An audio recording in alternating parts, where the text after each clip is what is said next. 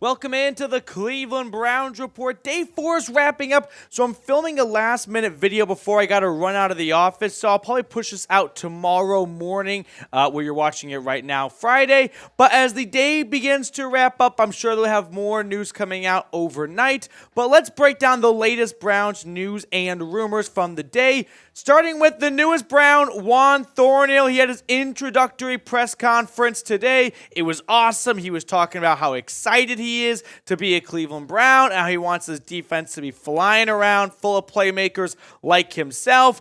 And then he tweeted this out, and I thought it was pretty cool. Remember when we came together in 2019 at Mecole Hardman? Come on over, Dawg Pound, okay? And then Mecole Hardman quote tweets that with everyone's favorite, the eyeball emoji. There it is, and boom.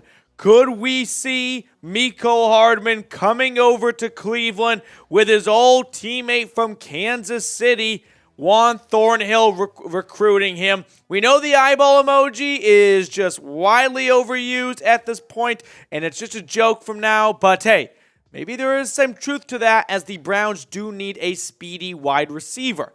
So if you want to see Mecole Hardman line up in Cleveland next year, hit that thumbs up button, like today's video. We're going to be trying to break down the latest news and rumors for you guys. So make sure to like today's video if you are looking for the latest on the Cleveland Browns all off season long as well. Now, the wide receiver room here. Let's look at the wide receiver contracts that have been given out thus far. Lazard signed a pretty big deal with the Jets. Jakobi Meyers with the Raiders. JuJu Smith-Schuster with the Pats. Robert Woods went to Houston, and Parris Campbell signed with the Giants. So they all signed not very big contracts, if you ask me, right? $11 million, not too big. So with that being said, could you get Mecole Hardman for $8 million a season? I mean, if so, I can be interested in that. But if they can't and Mecole Hardman has a bigger price tag, I'm otherwise interested in pick 42 being a wide receiver. And by being a wide receiver, I mean, that brings me to this point. Should the Browns trade the 42nd overall pick or use it to draft a wide receiver, right? That seems to be the last box that really needs to be checked. Wide receiver. How do you want to check that box? Free agency for Mecole Hardman, about $8 million a season? Okay. But what if he wants more money? What if he wants like $11 million? Well, then maybe Andrew Berry's not interested. Okay, so then we go down to the next train of thought. Do you want to go down the NFL draft route? Does Andrew Berry want to wait and hope that this rookie can be an immediate contributor because he can't afford a third straight losing season?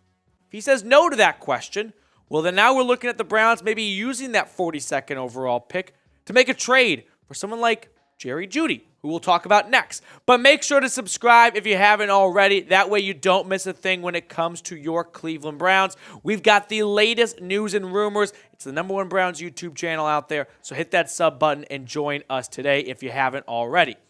All right, moving on here. We got some other coverage to get to on today's show. We're going to talk about Jerry Jeudy a little bit, and we're going to talk about some other wide receivers the Browns could pursue, like everyone's favorite OBJ. But Benjamin Albright tweeted out, source confirms multiple teams have called inquiring about wide receiver Jerry Jeudy. Price tag remains high. Team asking for first or high second plus a player.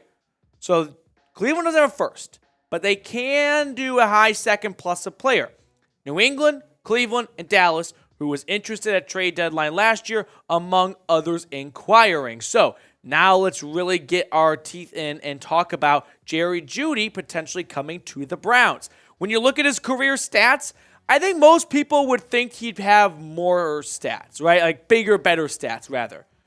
Never gone over 1,000 yards. 6 touchdowns this year was a career high for him. Slowish start, but he really picked things up. Here's my stance on Jerry Jeudy. Is he a wide receiver 1? Maybe he'll get to that point, but he hasn't looked like one so far.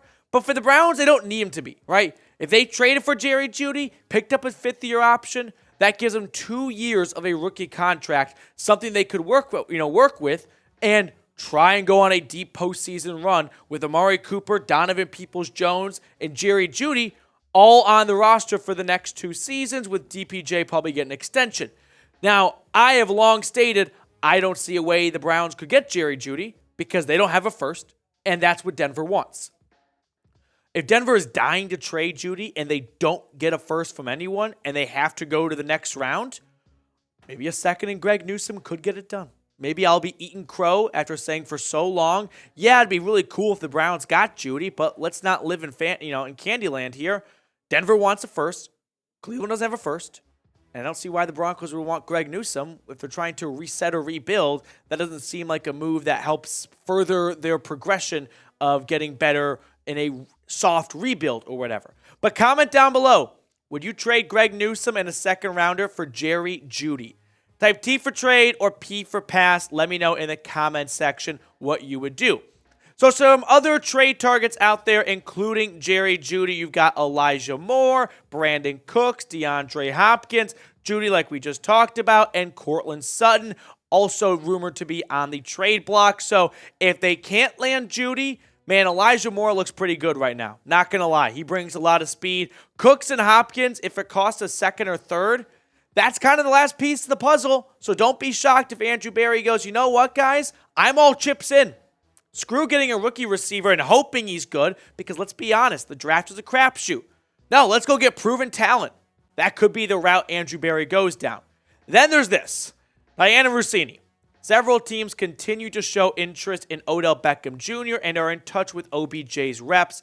Some are waiting to see how the wide receiver market settles, but I've spoken with a few teams today who are hoping they can land the star wide receiver.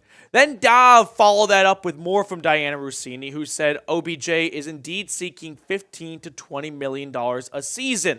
There's just no way the Browns are going to be able to swing that, right? I don't see how. Look at OBJ's stats over the last 4 seasons. We all know the guy quite well at this point here. He looked great in his private workout. I think he's going to be a very good player for someone next year. Where that is, I'm not quite sure, but I don't see it being Cleveland.